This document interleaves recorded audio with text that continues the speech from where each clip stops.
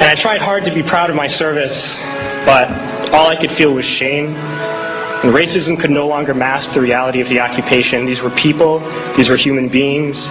I've since been plagued by guilt anytime I see an elderly man, like the one who couldn't walk, who we rolled onto a stretcher and told the Iraqi police to take him away. I feel guilt anytime I see a mother with her children, like the one who cried hysterically and screamed that we are worse than Saddam as we forced her from her home. I feel guilt anytime I see a young girl, like the one I grabbed by the arm and dragged into the street. We were told we were fighting terrorists. The real terrorist was me, and the real terrorism is this occupation. Racism within the military has long been an important tool to justify the destruction and occupation of another country. It has long been used to justify the killing, subjugation, and torture of another people. Racism is a vital weapon employed by this government. It is a more important weapon than a rifle, a tank, a bomber, or a battleship. It is more destructive than an artillery shell, or a bunker buster, or a Tomahawk missile. While all those weapons are created and owned by this government, they are harmless without people willing to use them. Those who send us to war do not have to pull a trigger or lob a mortar round. They do not have to fight the war, they merely have to sell the war. They need a public who is willing to send their soldiers into harm's way. They need soldiers who are willing to kill and be killed without question. They can spend millions on a single bomb, but that bomb only becomes a weapon when the ranks of the military are willing to follow orders to use it.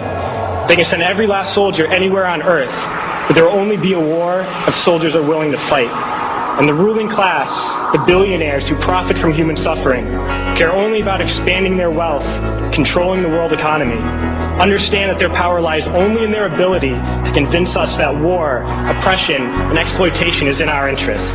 They understand that their wealth is dependent on their ability to convince the working class to die to control the market of another country. And convincing us to kill and die is based on their ability to make us think that we are somehow superior. Soldiers, sailors, Marines, airmen have nothing to gain from this occupation. The vast majority of people living in the U.S. have nothing to gain from this occupation. In fact, not only do we have nothing to gain, but we suffer more because of it. We lose limbs, endure trauma, and give our lives. Our families have to watch flag-draped coffins lowered into the earth. Millions in this country without health care, jobs, or access to education must watch this government squander over $450 million a day on this occupation.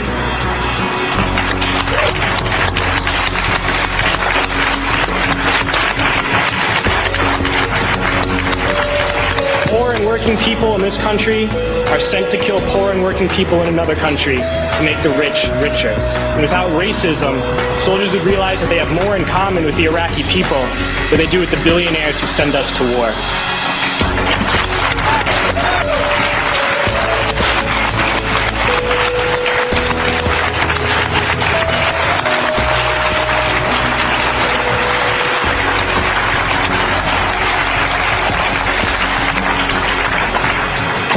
I threw families onto the street in Iraq, only to come home and find families thrown onto the street in this country, in this tragic and unnecessary foreclosure crisis.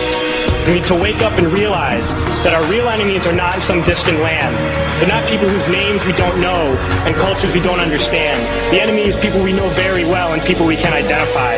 The enemy is a system that wages war when it's profitable. The enemy is the CEOs who lay us off from our jobs when it's profitable. It's the insurance companies who deny us health care when it's profitable. It's the banks who take away our homes when it's profitable. Our enemy is not 5,000 miles away. They are right here at home. If we organize and fight with our sisters and brothers, we can stop this war, we can stop this government, and we can create a better world.